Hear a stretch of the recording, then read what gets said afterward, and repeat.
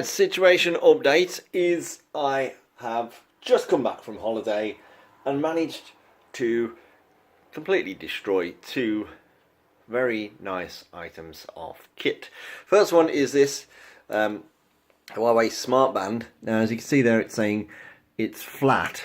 Now, if I charge it, which I will do here, I'll charge it up and I'll leave it for quite some time and it'll get to 100% eventually, and then I unplug it and it immediately says it's flat again.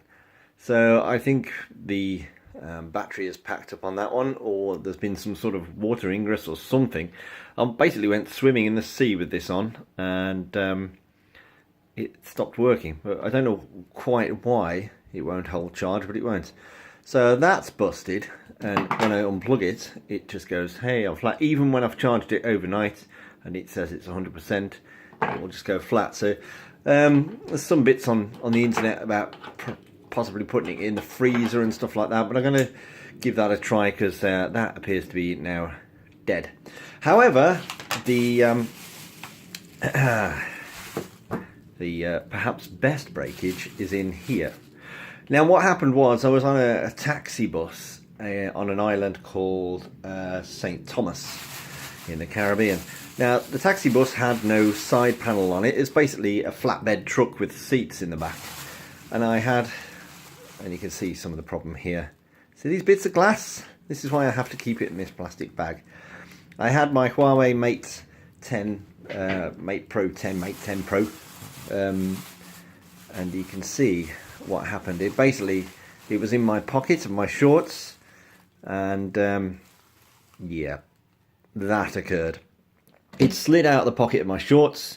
I was sitting on the edge of this flatbed truck and it fell out onto the road. I turned around and went, oh look, somebody's phones fell out onto the, oh, it's mine, damn.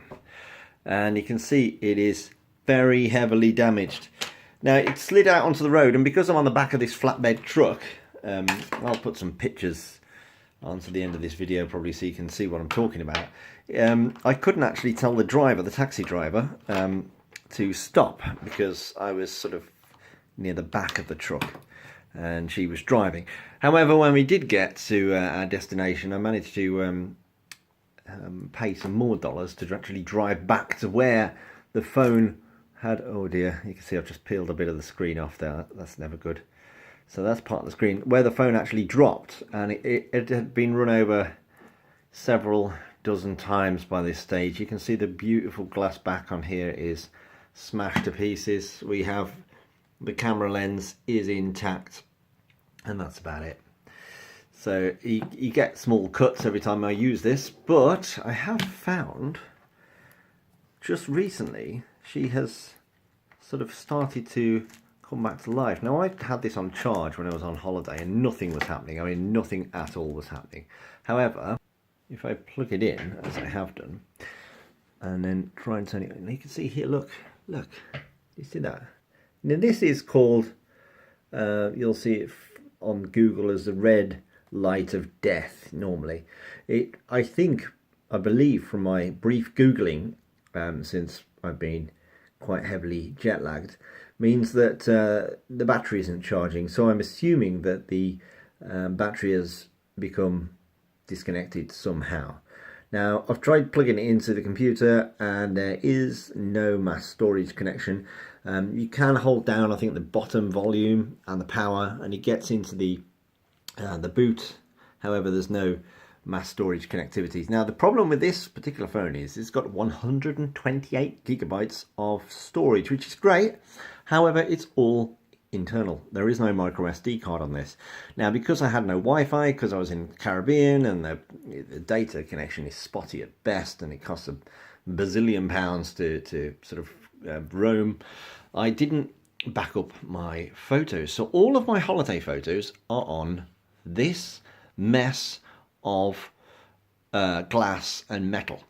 Now, whether I can get any of the data off here, because obviously Android encrypts the storage now, is up in the air. So I'm going to see whether I can maybe get this working again. But you can see, let's try and get a bit up close. You can see the damage I've done to this, it did take a real good battering. That is not just a cracked screen, or not just a slightly dented screen, that is completely and utterly smashed to smithereens, and the back likewise. It was a horrible feeling when you look out at the road and you go, oh, somebody's phone's fell over and it's mine. Oh dear. And there was nothing I could do about it. I couldn't stop the taxi, I couldn't get them to turn around. I had to wait until I got all the way to the end of the journey and then pay several more dollars to actually get me back up to the hill where the phone was. And it was just in the right place to be run over as well. So it's been run over several times. So if this can be repaired, I will be personally amazed. As you can see, I'm keeping it in this lovely plastic bag from Walmart to ensure that the glass doesn't go everywhere. So we will see, and I'll give you updates on Cool Smartphone, whether I can actually get this back to life.